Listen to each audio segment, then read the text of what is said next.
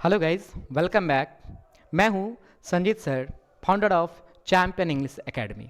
आज की सेशन में बात करेंगे अभी जो नई सिलेबस आई है ग्रेजुएशन वाले के लिए, चाहे वो बीएससी के लिए हो, बीए के लिए हो या फिर बीकॉम के लिए हो, जो इस साल लगभग मीन्स सत्र 2023 से 27 में एग्ज़ाम देंगे।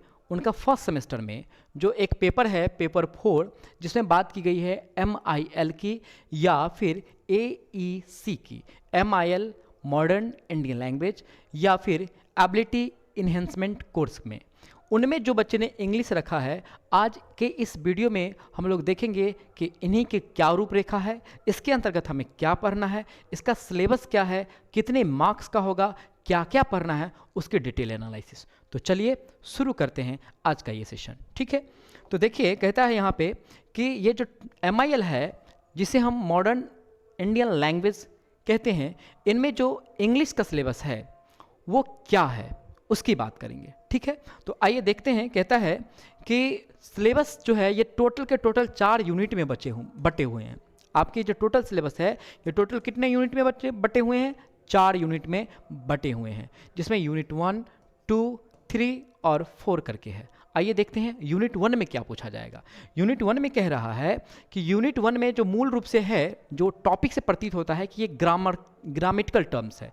जैसे टॉपिक 1 कह रहा है, यूनिट 1 का टॉपिक 1 याद रखेंगे, उसमें आपसे पूछा जाएगा sentence and part of a speech और उनके यूजेस, उनका यूज़ क्या है, पार्ट ऑफ स्पीच के भाग क्या है, सेंटेंस क्या होते हैं, उनके कितने टाइप्स होते हैं, इस सब तरह के बात करेंगे टॉपिक 1 में। वहीं टॉपिक 2 की बात करें तो टॉपिक 2 पे कहता है कि सब्जेक्ट वर्ब एग्रीमेंट पूछेंगे, या फिर उन्हें हम लोग दूसरे शब्दों में सिंटेक्स कहते हैं। सब्जेक्ट वर्ब एग्रीमेंट का आप तो जानते ही होंगे, इंटरमीडिएट में भी ये टॉपिक है। Singular subject, singular verb, plural subject, plural verb. और उसके बाद आता है हमारा टॉपिक 3, जो कि बहुत ही नॉर्मल टॉपिक है, बचपन से हम लोग पढ़ते आ रहे हैं, लेकिन मैं पढ़ाऊंगा आपको एकदम जादुई तरीके से, ट्रिक के साथ। घंटों का काम सेकंडों में कैसे होता है वो बताऊंगा आपको हम टेंस और वॉइसेस में, ठीक है। पुनः आएंगे हम लोग टॉपिक 4 पे। टॉपिक 4 में कहता है कि ये जो है हम पूछेंगे आपसे इनडायरेक्ट और डायरेक्ट नरेशन, जिसको हम लोग स्पीच भी कहते हैं, है ना। स्पीच, डायरेक्ट इनडायरेक्ट स्पीच, है ना, आप जानते होंगे। उस बात कहता है कि जो चौथी टॉपिक, सॉरी लास्ट है 5वीं टॉपिक, है ना। 5 टॉपिक है पहले में, जिसमें 5वीं टॉपिक कह रहा है क्लाउजेस एंड देयर यूज। तो माय डियर, ये है आपका यूनिट 1। यूनिट 1 में 5 टॉपिक पढ़ना है, जिसमें sentence, part of speech and there uses. दूसरा टॉपिक हो जाता है सब्जेक्ट वर्ब एग्रीमेंट, जिसको हम लोग सिंटेक्स भी कहते हैं। तीसरा टॉपिक हो जाता है आपका टेंसेस एंड वॉइसेस। चौथा टॉपिक हो जाता है आपका डायरेक्ट इनडायरेक्ट स्पीच, जिसको हम लोग नरेशन भी कहते हैं। और 5वां टॉपिक हो जाता है आपका क्लाउजेस एंड देयर यूजेस, ठीक है। आइए देखते हैं यूनिट 2 में क्या पढ़ना है। यूनिट 2 में कहता है कि मूल रूप से यूनिट 2 के टॉपिक्स को देख के लग रहा है कि ये वर्ड पे आधारित है। वर्ड पावर अंग्रेजी के लिए सबसे ज़्यादा इंपॉर्टेंट होता है वर्ड पावर। अभी आप जिस बिल्डिंग के नीचे पढ़ रहे हैं, वो बिल्डिंग में सबसे ज़्यादा क्या लगा हुआ है? ईंट लगा हुआ है। जितनी ईंट लगेगी वो बिल्डिंग उतना विशाल होगा। अंग्रेजी भी वैसा ही है माय डियर। अंग्रेजी में जो ईंट रूपी वर्ड है, वो जितना विशाल आपके पास वर्ड भंडार होंगे, वर्ड पावर होंगे, वर्ड स्टोरेज होंगे, आपकी अंग्रेजी उतनी ही अच्छी और उतनी ही विशाल, उतनी ही मजबूत होगी। तो आइए यूनिट 2 में बात करता है वर्ड पावर की। वर्ड पावर में क्या पढ़ना है हमें? तो वर्ड फॉर्मेशन, किस प्रकार से वर्ड का निर्माण होता है, सफिक्स कैसे जोड़ते हैं, प्रीफिक्स कैसे जोड़ते हैं, उसका कन्वर्जन कैसे होता है, कंपाउंडिंग कैसे होता है, एब्रिविएशन कैसे होगा। ये टॉपिक 1 है। टॉपिक 2 की बात करें तो टॉपिक 2 में कहता है इडियम एंड फ्रेजेस। टॉपिक 2 ये भी वर्ड मीनिंग से जुड़ा हुआ है, वर्ड पावर के अंतर्गत आ जाएगा। टॉपिक 3 की बात करें तो टॉपिक 3 में बहुत ही नॉर्मल चीज़ पूछा जा रहा है आपसे। कह रहा है कि पंक्चुएशन है, कॉमा कहाँ लगाएंगे, सेमी कॉलमन का यूज़ कहाँ करेंगे, हाइफन कहाँ यूज़ करेंगे, फुल स्टॉप कहाँ यूज़ करेंगे। उसके बाद कहता है पैरेंथेसिस कहाँ यूज़ करेंगे, एक्सक्लामेशन मार्क कहाँ यूज़ करेंगे और स्ट्रॉफी कहाँ यूज़ करेंगे। तो ये था आपका यूनिट 2। देखते हैं यूनिट 3 की तरफ। यूनिट 3 में क्या कहता है समझेंगे। यूनिट 3 में कह रहा है कि यूनिट 3 जो है सबसे इंपॉर्टेंट है, वो है आपका कम्युनिकेशन से आधारित। ये एकदम कम्युनिकेशन की डिफिनीशन क्या है, किस चीज़ को हम बेहतर से बेहतर तरीका से इसको कैसे डिफाइन कर सकते हैं, इसका बेहतर डिफिनेशन दीजिए। उसके बाद कह रहा है कि कम्युनिकेशन की ज़रूरत क्या है, उसके नीड क्या है, कम्युनिकेशन के टाइप्स क्या हैं, कितने प्रकार के कम्युनिकेशन होते हैं, ये कम्युनिकेशन करने के मेथड क्या क्या हो सकते हैं, इनका प्रोसेस क्या है, इनकी प्रक्रिया क्या है, किस प्रक्रिया से हम अपने कम्युनिकेशन को बेहतर कर सकते हैं, या फिर कह रहा है इनका उद्देश्य क्या है। ये इतने जो हम लोग कर रहे हैं कम्युनिकेशन, क्यों इतना, इसका उद्देश्य क्या है, इसका ऑब्जेक्टिव्स क्या है, इसका गोल क्या है, और उस कम्युनिकेशन में आने वाली जो बाधाएं हैं अब तक वो क्या है। तो टॉपिक 1 में यूनिट 3 के अंतर्गत आपको पढ़ने हैं क्या है उसकी परिभाषा, क्या है उसकी ज़रूरत, क्या है उसकी प्रकार, क्या है उसकी मैथड, क्या है उसकी प्रोसेस, और क्या है उसका उद्देश्य, और क्या है उसकी बाधाएं। ठीक है, टॉपिक 2 के अंतर्गत चलते हैं।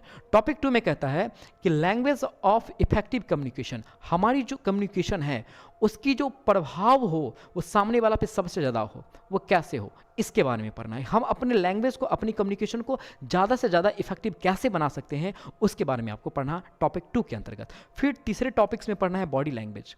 माय डियर, जब आप बोलते हैं ना तो केवल आपकी जुबान नहीं बोलती है, पूरी शरीर बोलता है, आंखें भी बात करती है। कहते हैं ना कभी कभी आंखें भी बात करती है, अब वो दुनिया अलग हो जाता है जब आंखें बात करने लगती है।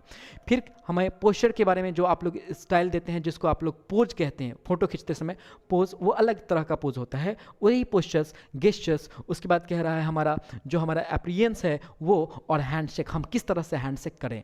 हैंडशेक करने का भी अलग अलग तरीका होता है, उसका भी अलग अलग मतलब होता है, जो कि हम आपको इस कोर्स में बताएंगे। ठीक है, चलिए, तो ये था आपका यूनिट 3, और लास्ट यूनिट है आपका यूनिट 4। ये मूल रूप से राइटिंग सेक्शन है, ये संपूर्ण निर्माण कर रहा है। इतने अच्छे सिलेबस है, इतने इजी और इतने ज़बरदस्त सिलेबस है कि यदि इसको आप अच्छे से पढ़ लेते हैं तो मैं गारंटी देता हूं कि आप अपने जीवन में सफलता के बहुत चरम सीमा तक पहुंच जाएंगे। ठीक है, जो इंग्लिश आपकी बाधाएं बन रही थी वो बाधाएं खत्म हो जाएगी, इतनी अच्छी सिलेबस इसको डिजाइन किया गया है। यूनिट 4 में कहता है कि हम नोट कैसे बनाएं। कुछ इंपॉर्टेंट फाइल का नोट्स होता है जो आप बनाते हैं, कोई खास प्रोजेक्ट है उसके बारे में मुख्य बातें, वो हमारे नोट मेकिंग के अंतर्गत आ जाता है। उसके बाद फिर कैरिकुलर्स एंड मेमोज आ जाएगा, उसका कार्यक्रम क्या होगा, उसका पाठ्यक्रम क्या होगा, उसकी तरीकाएँ क्या होगी। फिर आ जाता है ऑफिस नोट्स, ऑफिस में कोई नोट्स हमको छोड़ के जाना है, कोई नोट लिखनी है, कैसे लिखेंगे। उसके बाद कहता है फॉर्मल ईमेल तो आपको जानते ही हैं, आजकल ईमेल का ज़माना हो गया है, सब कुछ ईमेल, गया वो ज़माना जब हम लोग पत्र भेजा करते थे, आज ईमेल से ही बातें होती है। फिर जो है हम लोग रिज्यूम कैसे लिखें, सीवी कैसे लिखें। अब शादी विवाह वाला CV आप लेके चले जाओगे जॉब देने के लिए तो दिक्कत है भाई, तो वहाँ पे जो अंतर है थोड़ा सा, उसको बेहतर तरीका से हम कैसे एक्सप्लेन करें, इसके अंतर्गत हम लोग देखेंगे। फिर नोटिस कैसे लिखें, एजेंडा कैसे बनाएं, मिनट्स कैसे बनाएं, ये सारी बातें आपको करना है यूनिट 4 में। ठीक है, तो माय डियर, ये है आपके सिलेबस के बाद जो आपकी एग्जामिनेशन होगी वो कैसे होगी, आइए देखते हैं उसको। ठीक है, कहता है कि एग्जामिनेशन जो पैटर्न है हमारा, वो एग्जामिनेशन तो होगा 100 मार्क्स का, लेकिन 100 मार्क्स में 2 पार्ट है। 100 मार्क्स में कितने पार्ट है, 2 पार्ट है। पहला पार्ट है 70 मार्क्स का थ्योरी होगा। ठीक है, थ्योरी जो आपको लिखने हैं, 70 मार्क्स के जो क्वेश्चंस आपको मिलेंगे। उसके बाद इसमें जो क्रेडिट मिलेगा वो 30 मार्क्स के लिए मिलेगा। ये टोटल के टोटल आपको कॉलेज देगी, ये टोटल के टोटल आपको कॉलेज देगी। तो अटेंडेंस वगैरह का लोचा जो है इसी से आपको कंप्लीट हो जाएगा। और 70 मार्क्स का जो थ्योरी है, वो थ्योरी में 70 मार्क्स में क्या पूछेगा, इसके अंतर्गत जो है आपके 3 सेक्शन बने हैं। 3 सेक्शन में ये 70 मार्क्स को बांटा है। तो देखिए 70 मार्क्स में क्या क्या वो 3 सेक्शन है। ठीक है, कह रहा है कि सेक्शन 1 में पूछेगा ऑब्जेक्टिव क्वेश्चन रहेंगे, 10 क्वेश्चन रहेंगे, प्रत्येक क्वेश्चन के लिए आपको 2-2 मार्क्स मिलेंगे। इस प्रकार से टोटल मार्क कितने हो जाएंगे, 20 मार्क हो जाएंगे। तो सेक्शन ए जो होगा वो हमारा कितने मार्क्स का होगा, 20 मार्क्स का हो जाएगा। और 20 मार्क्स केवल किसके हो जाएंगे, ऑब्जेक्टिव के लिए हो जाएंगे, मतलब MCQ टाइप क्वेश्चन होगा, है ना, MCQ टाइप क्वेश्चन आपसे पूछे जाएंगे। फिर आता है सेक्शन बी। सेक्शन बी में क्या कह रहा है, जो समझेंगे जरा। सेक्शन बी में कह रहा है बाबू रे कि सेक्शन बी में कह रहा है कि शॉर्ट क्वेश्चन पूछा जाएगा। शॉर्ट क्वेश्चन, लघुत्तरीय प्रश्न, हम लोग पढ़ते हैं बचपन से, लघुत्तरीय प्रश्न, दीर्घोत्तरीय प्रश्न। इसमें 6 क्वेश्चन होंगे और 6 क्वेश्चन में आपको आंसर देना है केवल 4 का। और 4 क्वेश्चन के लिए प्रत्येक क्वेश्चन में आपको मार्क मिलेगा 5 मार्क्स। मीन्स 6 क्वेश्चन आपसे पूछा जाएगा, लेकिन इस 6 क्वेश्चन में से कितना का आंसर देना है, 4 का। और प्रत्येक क्वेश्चन कितने मार्क के होंगे, 5 मार्क के। तो ये कितने मार्क्स होंगे, 20 मार्क। मतलब ये सेक्शन जो बी है, ये सेक्शन बी भी हो जाएगा हमारा कितने मार्क्स का, 20 मार्क का। ठीक है, उसके बाद आता है लास्ट सेक्शन जो कि हमारे सेक्शन सी में होगा, और वो होगा long questions. Long question communication से रिलेटेड पूछ सकता है, या फिर जो ग्रामर्स पार्ट है उससे रिलेटेड पूछ सकता है, या फिर नोट मेकिंग से पूछ सकता है।